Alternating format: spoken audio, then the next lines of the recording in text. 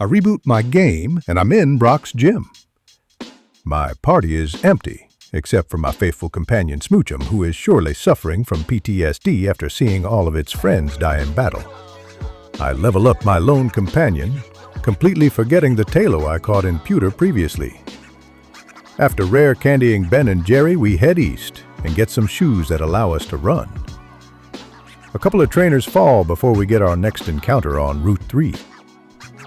Electrike is the most common encounter here, but also incredibly useful for the next gym, which is Misty. She gets in the ball and receives the name Jimmy Johns. I ran through the bottom of Route 4 and into Mount Moon, picking up some useful TMs and an incredibly useful encounter. Panda Express joins the team, and we head further underground to fight Super Nerd Miguel and pick up the Dome Fossil. Finally out of the mountain and onto Route 4, we find our next encounter. Okay, well, we end up triggering Dupe's Claws twice on Electrike before finding our real Route 4 encounter. Pikachu. Pikachu on this route is probably one of the best case scenarios for this run. 1. Pikachu with the item Light Ball is incredibly fast and powerful, making him an excellent sweeper for the upcoming gym battle. 2. Cerulean City is home to many good encounters. The most common of these encounters is Pichu, who is now a duplicate Pokémon. This frees up the encounter to be a strong grass type like Shroomish/Breloom or Oddish/Bellossom. Pikachu, now known as Chipotle, gets in the ball and becomes the newest member of the Anti-Misty Defense Force. Surely this Pokémon will put up prime LeBron numbers in the upcoming gym battle. I talked to this green dude in the Poké Center, and he gives me a bunch of evolution stones and held items.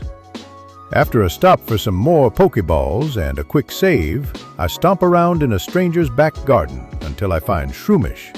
Another successful catch lands us Third Kingdom, who immediately evolves into Breloom. After a rigorous team preparation session, we challenge our rival once again. Chipotle one-shots the first 3 Pokémon with ease, before dealing huge damage and paralyzing the Magby.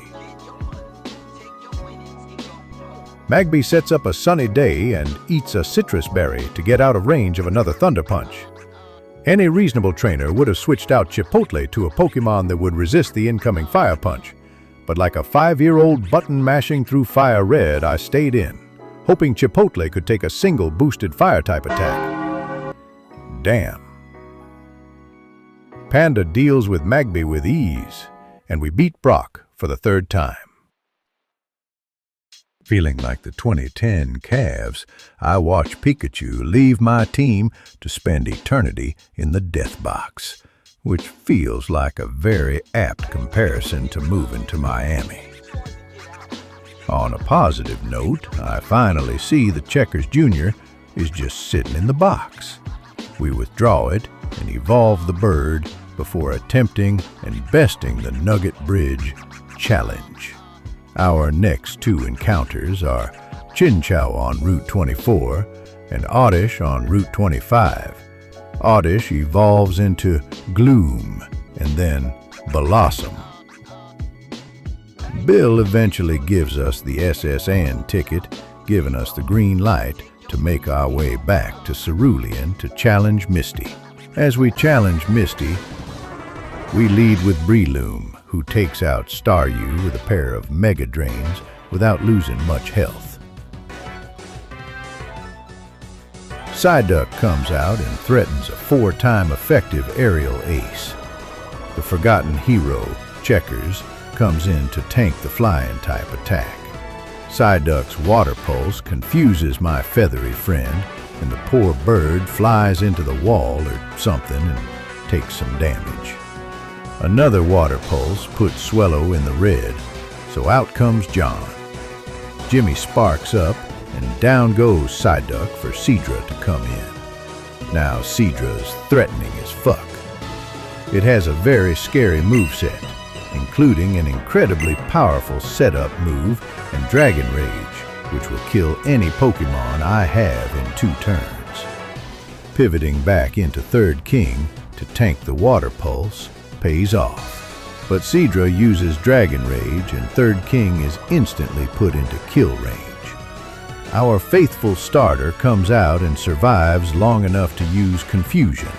With our longest tenure team member's life on the line, we pivot back to Breloom, who tragically falls to a super effective Aurora Beam.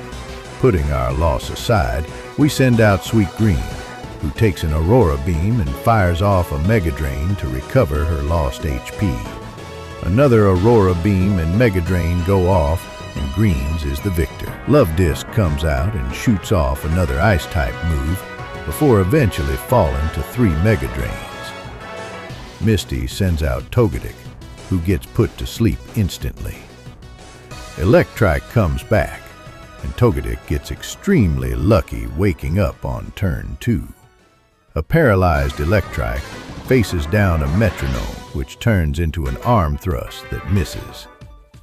After a mean look, John takes down Togetic with another Spark. Misty's final Pokémon is a Starmie, which is incredibly fast and strong. Starbucks is sent out and paralyzes and confuses the Starmie. The Starfish hits itself a couple of times, and with help from Starbucks' Spark, Starmie is left with low health. Sweet Green comes in to finish the battle, but not before Misty heals her Starmie. A crit Magical Leaf finishes the battle, and we net ourselves our second gym badge.